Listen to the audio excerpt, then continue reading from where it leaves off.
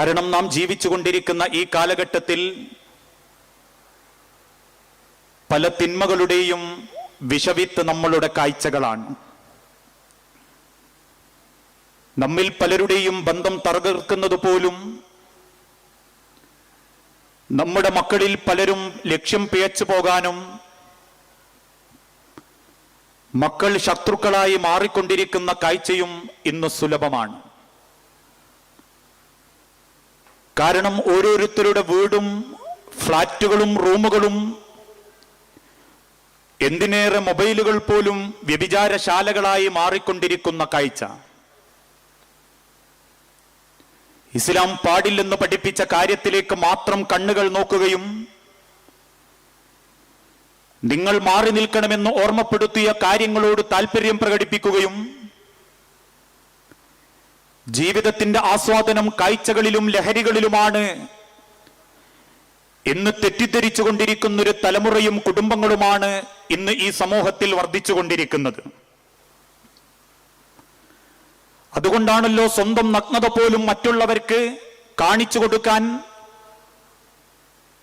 വസ്ത്രം ധരിച്ചും ധരിക്കാതെയും സെൽഫി ഭ്രാന്തന്മാര് പോലും മാറിക്കൊണ്ടിരിക്കുന്ന യൗവനങ്ങളുടെ കഥകൾ. മണിക്കൂറുകളോളം വാട്സപ്പിന്റെ മുൻപിലും ഫേസ്ബുക്കിന്റെ മുൻപിലും ഗെയിമുകൾക്ക് മുൻപിലും ജീവിതം നഷ്ടപ്പെടുത്തിക്കൊണ്ടിരിക്കുന്ന കൗമാരങ്ങളും അന്ത്യനാള് വരെ തീർത്താൽ തീരാത്തത്ര കഥകൾ പറയുന്ന അവിഹിത ബന്ധങ്ങളെ പൊടിപ്പും തൊങ്ങലും വെച്ച് അവതരിപ്പിക്കുന്ന സീരിയലുകളും മനുഷ്യന്റെ ആശകളെയും വികാരത്തെയും വ്രണപ്പെടുത്തുന്ന അഭിനയശേഷിയുള്ള അഭിനേതാക്കന്മാരുടെ സിനിമകളും ടാലന്റ് വർദ്ധിപ്പിക്കുന്നു എന്ന പേരിൽ കിടമത്സരം നടത്തിക്കൊണ്ടിരിക്കുന്ന റിയാലിറ്റി ഷോകളും ഇന്ന് നമ്മളുടെ കുടുംബങ്ങളെ എത്രമാത്രം കീഴ്പ്പെടുത്തിക്കൊണ്ടിരിക്കുന്നു എന്ന യാഥാർത്ഥ്യം നമ്മളിൽ പലരും തിരിച്ചറിഞ്ഞുകൊണ്ടിരിക്കുകയാണ്. മരിച്ചു കിടക്കുന്ന പിതാവിന്റെ മയ്യത്ത് കുളിപ്പിക്കാൻ അറിയാത്ത മകൻ, മരിച്ചു കിടക്കുന്ന ഉമ്മയുടെ മയ്യത്ത് നമസ്കരിക്കാൻ അറിയാത്ത മകൾ, മയ്യത്ത് നമസ്കാരത്തിന്റെ വാജിബാത്തുകളും ഫർളുകളും സുന്നത്തുകളും എന്തെന്ന് തിരിച്ചറിവില്ലാതായി പോകുന്ന കുടുംബം. ഈ കൂട്ടത്തിലിരിക്കുന്ന എത്ര രക്ഷിതാക്കൾക്ക് പറയാൻ സാധിക്കും, ഈ ലോകത്തോട് ഞാൻ മരണപ്പെട്ടു പോകുന്ന അന്നു മുതൽ എനിക്ക് വേണ്ടി പ്രാർത്ഥിക്കുന്ന മക്കളെയാണ് ഞാൻ തയ്യാറാക്കിയിട്ടുള്ളത് എന്ന് പറയാൻ സാധിക്കുന്ന എത്രയെത്ര രക്ഷിതാക്കൾ ഇന്ന് നമ്മളുടെ കൂട്ടത്തിലുണ്ട്. അള്ളാഹുവിന്റെ തിരുദൂതൻ മരണപ്പെടുന്ന സെക്കൻഡുകൾക്ക് മുൻപ് സ്വന്തം പെൺമക്കളോടും ആൺമക്കളോടും ആയിഷ ബീവി റളിയല്ലാഹു തആല അൻഹയോടും ഓർമ്മപ്പെടുത്തിയത്, ആയിഷ, എന്റെ മയ്യത്തിനെ നിങ്ങൾ കുളിപ്പിക്കണം. ലോകത്തിന്റെ തിരുദൂതന്റെ പ്രിയപ്പെട്ട കബദ് ഫാത്തിമ റളിയല്ലാഹു തആല അൻഹയുടെ മയ്യത്ത് കുളിപ്പിച്ചത് ഫാത്തിമ ബിയുടെ ഭർത്താവ് അലി ഇബ്നു അബീ ത്വാലിബ് റളിയല്ലാഹു അൻഹു.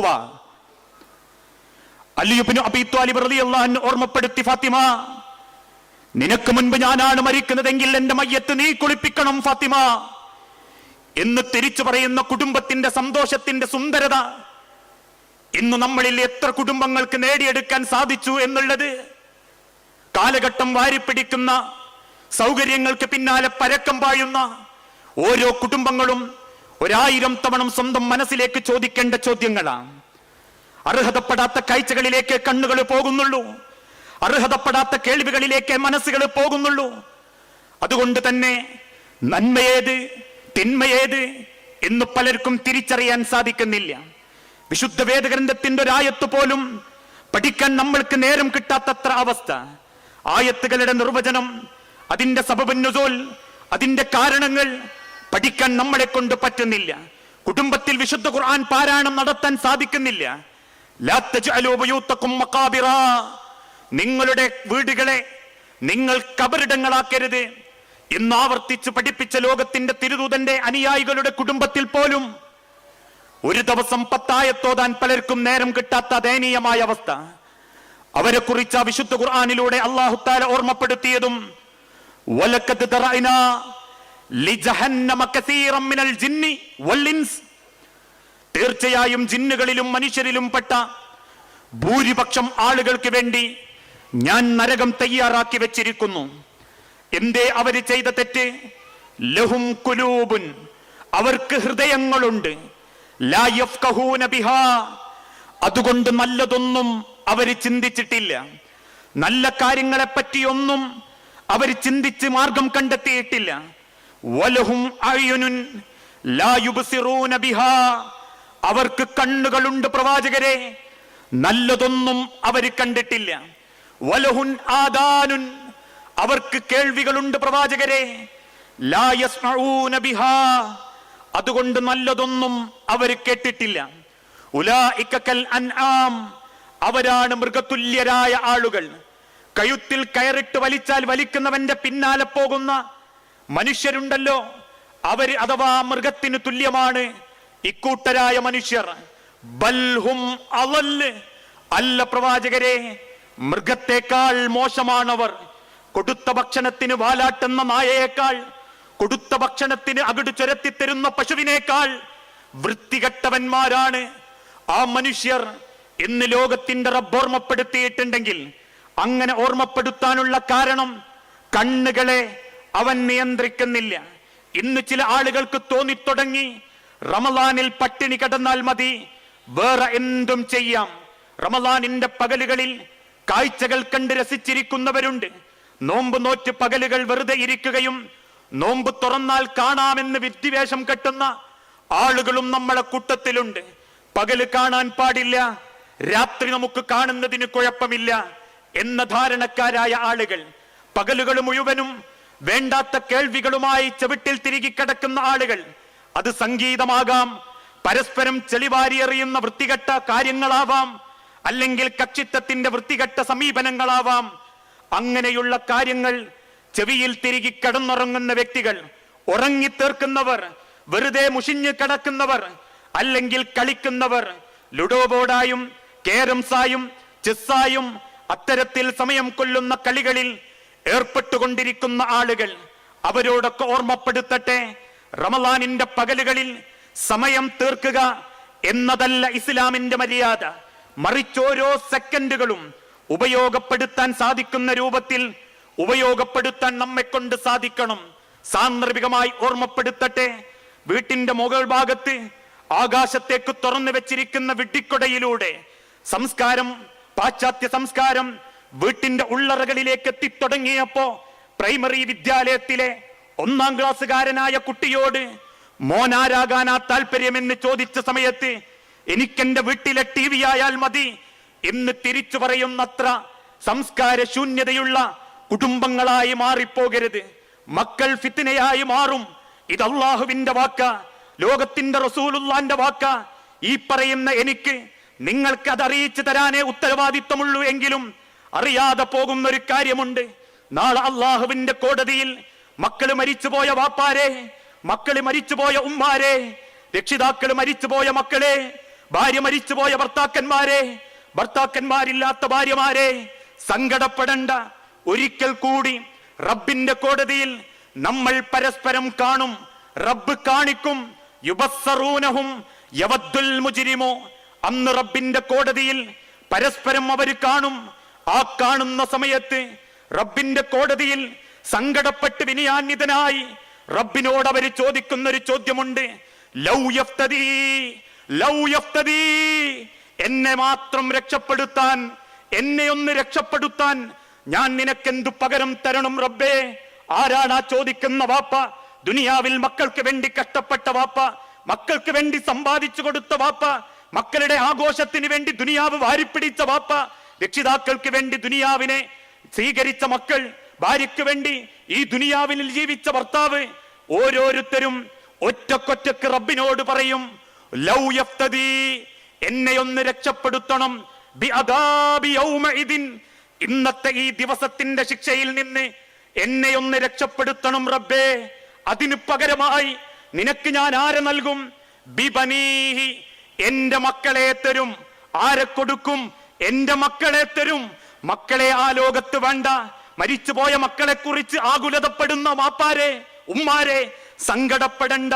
കുടുംബത്തോടൊപ്പം റബ്ബ് നരകത്തിലേക്കാണ് തീരുമാനിച്ചതെങ്കിൽ അതേ ലോകത്ത് വെച്ച് റബ്ബിനോട് ആർത്ത് കരഞ്ഞു നമ്മൾ പറയും, ബിബനീഹി, എന്റെ മക്കളെ ഞാൻ നിനക്ക് തരാം. അത് റബ്ബിന് വേണ്ടെന്ന് തോന്നുമ്പോ കൂടെ പറയും വസ്വാഹിബത്തിഹി, എന്റെ കൂടെ കൂടിയ പെണ്ണിനെ, എന്റെ കരളിനെ പോലെ കൊണ്ടു നടന്ന പെണ്ണിനെ, ആ പെണ്ണിനെ ഞാൻ നിനക്ക് തരാം റബ്ബേ. അവള് കാരണമാ ഞാൻ നരകാവകാശിയായത്, അയാള് കാരണമാ ഞാൻ നരകാവകാശിയായത്. അതുകൊണ്ട് വസ്വാഹിബത്തിഹി, എന്റെ കൂടെ കൂടിയ പെണ്ണിനെ ഞാൻ നിനക്ക് തരാം.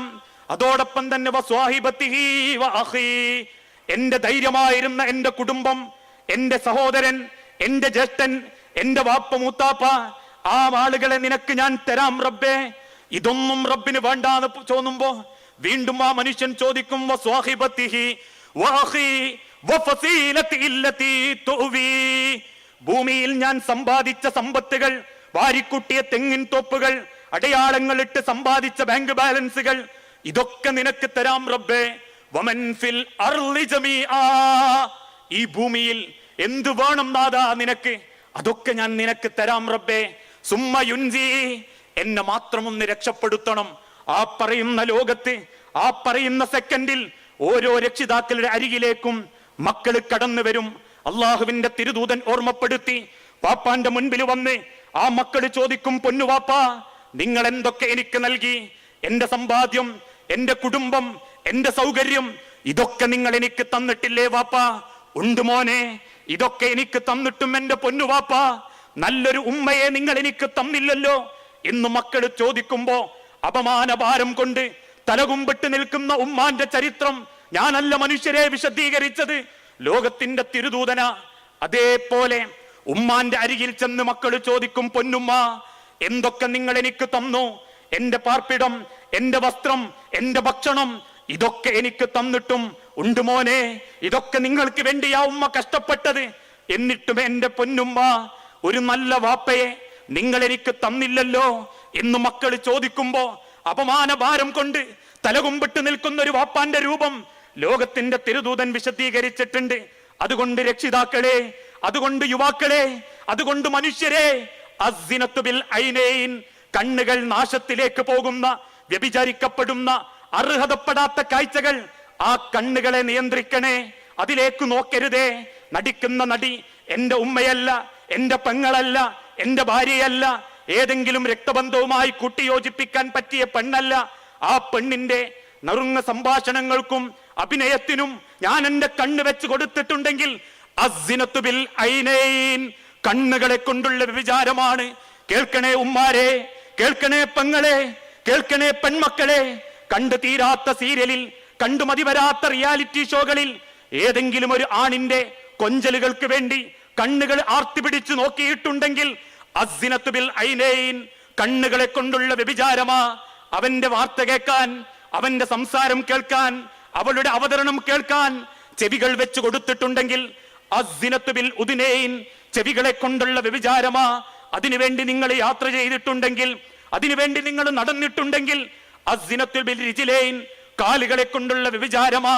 അതിനുവേണ്ടി കൈ ഉപയോഗിച്ചിട്ടുണ്ടെങ്കിൽ അസ്സിനത്തു ബിൽ യദൈൻ, കൈകളെ കൊണ്ടുള്ള വ്യഭിചാരമാ. അവന് വേണ്ടി മനസ്സിനെ ചിന്തിച്ചിട്ടുണ്ടെങ്കിൽ അസ്സിനത്തു ബിൽ ഖൽബ്, ഹൃദയം കൊണ്ടുള്ള വ്യഭിചാരമാ.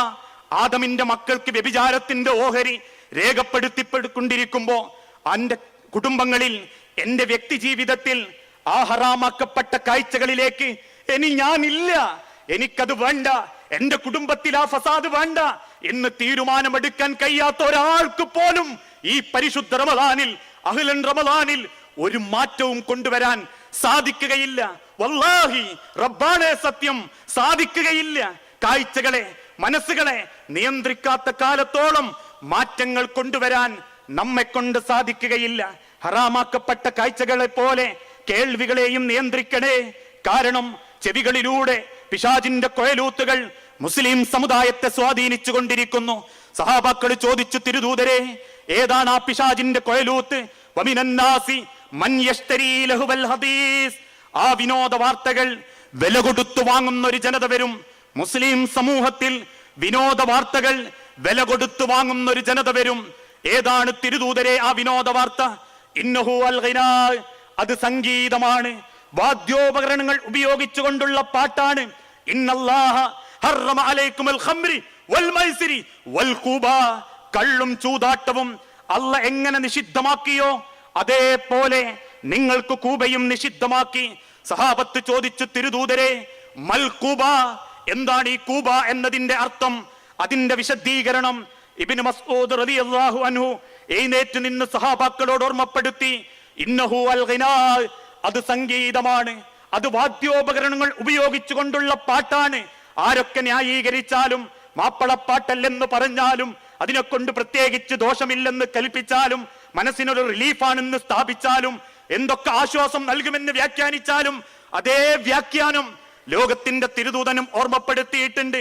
സൗതാനി മൽഗൂനാനി, ശപിക്കപ്പെട്ട രണ്ട് ശബ്ദങ്ങൾ, മിസ്മാറുൻ ഇന്ദ നിഅമത്തിൻ വറന്നത്തിൻ ഇന്ദ മുസീബ, സന്തോഷം വരുമ്പോഴുള്ള മുട്ടുപാട്ടും സങ്കടം വരുമ്പോഴുള്ള വീണവായനയും സൗതാനി മൽഗൂനാനി, ശപിക്കപ്പെട്ട രണ്ട് ശബ്ദങ്ങളാണ് എന്ന് ലോകത്തിന്റെ തിരുദൂതൻ ഓർമ്മപ്പെടുത്തിയിട്ടുണ്ടെങ്കിൽ, ആധുനിക കാലഘട്ടത്തിൽ നമ്മളെ വീടുകളിൽ ഈ പിശാചിന്റെ കൊയലൂത്തുകളേയുള്ളൂ. വീടുകൾ പിശാചിന്റെ ബാധ ബാധിച്ചവരെ പോലെ ശൈത്താന്റെ കുടുംബമായി നമ്മളുടെ കുടുംബം മാറിക്കൊണ്ടിരിക്കുമ്പോ, അത് വീടാവട്ടെ, ഫ്ലാറ്റ് ആവട്ടെ, റൂമാവട്ടെ, എവിടെയായിരുന്നാലും പിശാചാണ് കൂടെ കൂടിയത്, ശൈത്താനിന്റെ മക്കളാണ് കൂടെ കൂടിയത്. പിശാചിന്റെ സൈന്യമാണ് അവനെ നിയന്ത്രിക്കുന്നത് എന്ന ലോകത്തിന്റെ തിരുദൂതന്റെ വാക്ക് നമ്മൾ മറന്നു പോകാൻ പാടില്ല.